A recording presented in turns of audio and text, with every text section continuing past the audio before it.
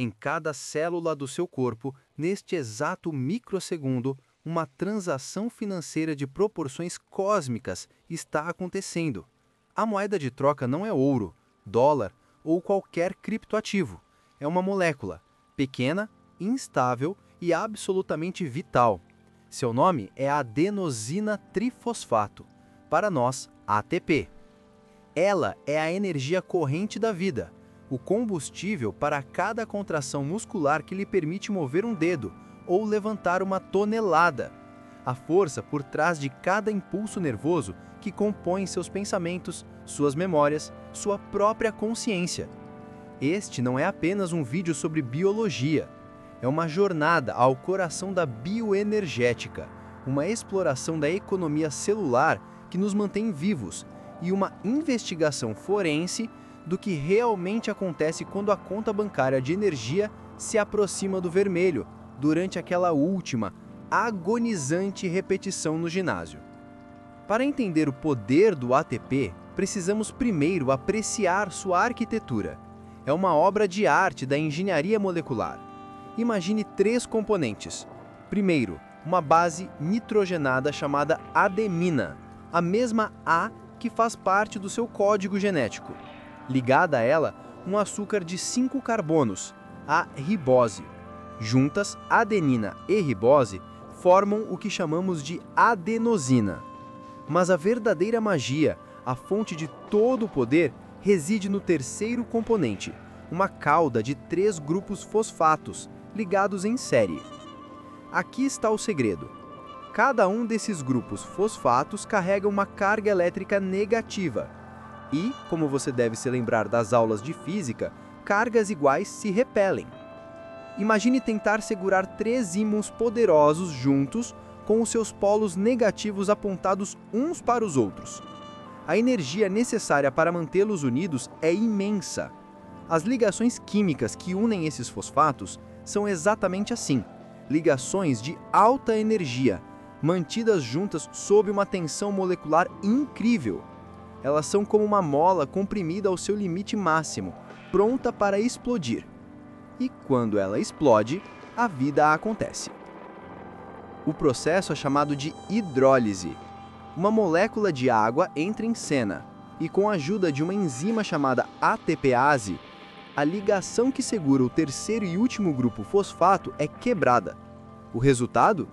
Uma molécula de ATP se transforma em ADP, adenosina difosfato, agora com apenas 2 fosfatos e um fosfato inorgânico que chamamos de pi, é liberado. Mas o mais importante é que, junto com ele, uma explosão de energia utilizável é liberada. É essa energia que alimenta diretamente a vasta e complexa maquinaria celular. Vamos visualizar isso no campo de batalha do corpo, o músculo esquelético. Imagine que você está prestes a levantar um peso. Seu cérebro envia um sinal elétrico que viaja pelos seus nervos até a fibra muscular. Dentro de cada fibra existem milhões de filamentos proteicos. Os mais grossos são chamados de miosina e os mais finos de actina. A contração muscular é, em sua essência, o deslizamento desses filamentos uns sobre os outros.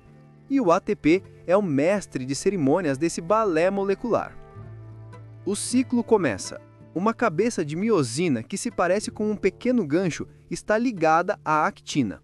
Nesse momento, uma molécula de ATP se encaixa na cabeça da miosina. Esse simples ato faz com que a miosina se solte da actina. É o relaxamento. Em seguida, a enzima ATPase, na cabeça da miosina, hidrolisa o ATP em ADP e fosfato inorgânico, que chamamos de pi. A energia liberada nessa quebra não é perdida. Ela é usada para engatilhar a cabeça da miosina, movendo-a para uma posição de alta energia, como armar o cão de um revólver. Agora, a cabeça da miosina carregada de energia se liga a um novo ponto no filamento de actina.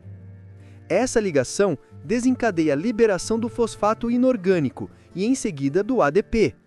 E é essa liberação que provoca o golpe de força, o power stroke. A cabeça da miosina pivota com força, puxando o filamento de actina junto com ela. O sarcômero, a unidade contrátil do músculo, encurta. Isso, repetido milhões de vezes em uníssono, é a contração muscular. O ciclo então se repete. Um novo ATP se liga, a miosina se solta e o processo recomeça. Pense nisso. Cada flexão de bíceps, cada passo que você dá, é o resultado de bilhões e bilhões dessas minúsculas explosões de energia, acontecendo em perfeita sincronia. Mas aqui reside um paradoxo fundamental. Nossas células, especialmente as musculares, armazenam uma quantidade ridiculamente pequena de ATP, o suficiente para alguns segundos, talvez 2 ou 3 de esforço máximo. Se o ATP fosse dinheiro vivo, teríamos algumas moedas no bolso. Então, como conseguimos correr uma maratona ou completar uma série de 12 repetições? A resposta está na capacidade extraordinária do nosso corpo de reciclar. Nós não produzimos ATP do zero a cada vez. Nós ressintetizamos ATP a partir do ADP e do fosfato, em um ciclo constante e frenético. Para fazer isso, nosso corpo desenvolveu 3 sistemas energéticos, 3 estratégias financeiras para reabastecer a conta de ATP. Cada um domina uma janela de tempo e intensidade diferentes. O primeiro sistema é o nosso saque de emergência. O mais rápido, o mais explosivo. É o sistema ATP-CP, ou sistema dos fosfagênios. Dentro do músculo, temos outra molécula de alta energia armazenada, chamada fosfocreatina, ou CP. Ela funciona como um doador instantâneo. Quando o ATP é quebrado em ADP, uma enzima chamada creatina quinase entra em ação. Ela arranca o grupo fosfato da fosfocreatina e o transfere para o ADP, regenerando o ATP quase que instantaneamente. É uma reação de um passo só, extremamente rápida, mas também extremamente limitada. Nossos estoques de fosfocreatina duram no máximo de 10 a 15 segundos de esforço total. Pense em um sprint de 100 metros, um arremesso de peso ou aquela primeira, poderosa repetição de um levantamento terra pesado. É o sistema ATP-CP que está fornecendo energia. É pura potência, mas sua chama se apaga rapidamente. Quando a creatina começa a acabar e o esforço intenso precisa continuar, o corpo aciona seu segundo sistema, a glicólise anaeróbica. Este é o nosso motor de arranque rápido. Ele não precisa de oxigênio para funcionar, por isso o nome anaeróbico. O combustível aqui é a glicose, que obtemos do glicogênio armazenado diretamente no músculo. A glicólise é uma série de 10 reações enzimáticas que quebram uma molécula de glicose em 2 moléculas de piruvato. No processo, ela gera um lucro líquido de 2 moléculas de ATP. Não é muito comparado ao que veremos a seguir, mas a grande vantagem é a velocidade. Ela produz ATP muito mais rápido do que o sistema aeróbico.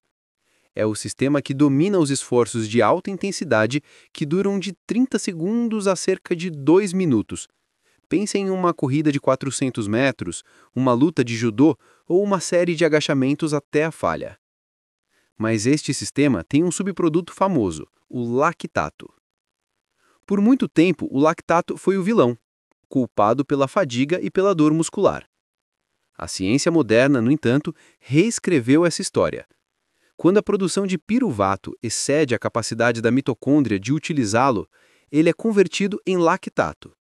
Este processo, na verdade, é benéfico a curto prazo, pois regenera uma molécula chamada NAD+, que é essencial para que a glicólise continue a todo vapor. Além disso, o lactato pode ser transportado para fora do músculo e usado como combustível pelo coração, ou reciclado em glicose pelo fígado, no chamado ciclo de Cori. Ele não é um vilão, mas sim um personagem complexo e incompreendido na saga da energia. Finalmente, temos o nosso motor principal, a nossa usina de energia de longo prazo, o sistema de fosforilação oxidativa. Este é o sistema aeróbico, pois depende crucialmente da presença de oxigênio. Ele ocorre dentro de organelas especializadas em nossas células, as famosas mitocôndrias. Este sistema é mais lento para engrenar, mas sua capacidade de produção de ATP é monumental. Ele pode usar não somente o piruvato da glicólise, mas também ácidos graxos, gordura e até mesmo aminoácidos, proteínas, como combustível. O processo é dividido em duas etapas principais. Primeiro, os combustíveis são convertidos em uma molécula chamada acetil-CoA, que entra no ciclo de Krebs, também conhecido como ciclo do ácido cítrico. O ciclo de Krebs é uma série complexa de reações que desmonta o acetil-CoA, liberando dióxido de carbono e, mais importante, elétrons de alta energia em moléculas transportadoras, como o NADH e o FADH2. Esses transportadores de elétrons então viajam para a segunda etapa, a cadeia de transporte de elétrons, localizada na membrana interna da mitocôndria. Aqui, os elétrons são passados de um complexo de proteínas para o outro, como uma batata quente, liberando energia a cada passo. Essa energia é usada para bombear prótons, íons de hidrogênio, para o espaço intermembrana, criando um gradiente eletroquímico, como a água se acumulando atrás de uma represa. No final da cadeia, o oxigênio que respiramos age como o aceptor final de elétrons, combinando-se com os prótons para formar água. E então, o grande finale. Os prótons acumulados fluem de volta através de uma enzima espetacular chamada ATP sintase.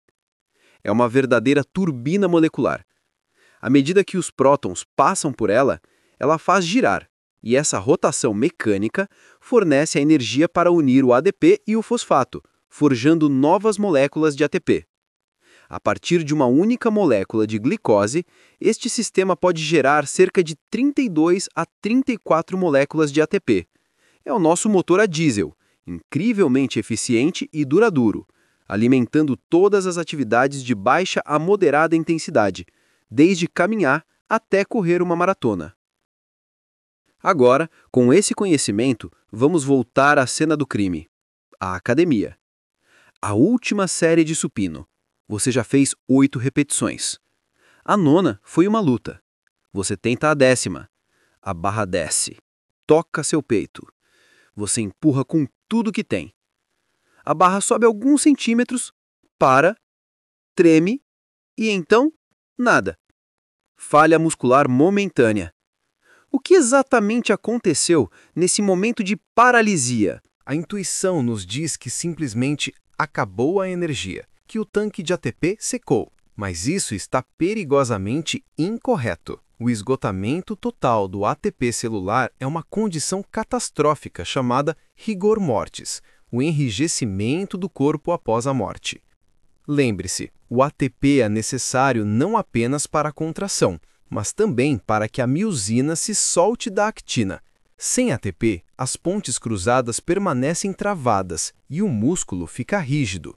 Nosso corpo tem múltiplos sistemas de segurança para evitar que isso aconteça em vida. Estudos mostram que mesmo na falha muscular mais extrema, os níveis de ATP raramente caem abaixo de 60 a 70% do seu valor de repouso. Então, se não é a falta de ATP, o que é? A falha é mais sutil, mais insidiosa. Não é a ausência da moeda, mas sim o acúmulo do troco. Lembre-se da reação. ATP se quebra em ADP e fosfato inorgânico, o PI. Durante o exercício intenso, a taxa de quebra de ATP supera massivamente a taxa de sua ressintetização. O resultado é um acúmulo rápido e dramático dos subprodutos, ADP e, especialmente, o fosfato inorgânico. E são esses subprodutos os verdadeiros culpados pela crise energética.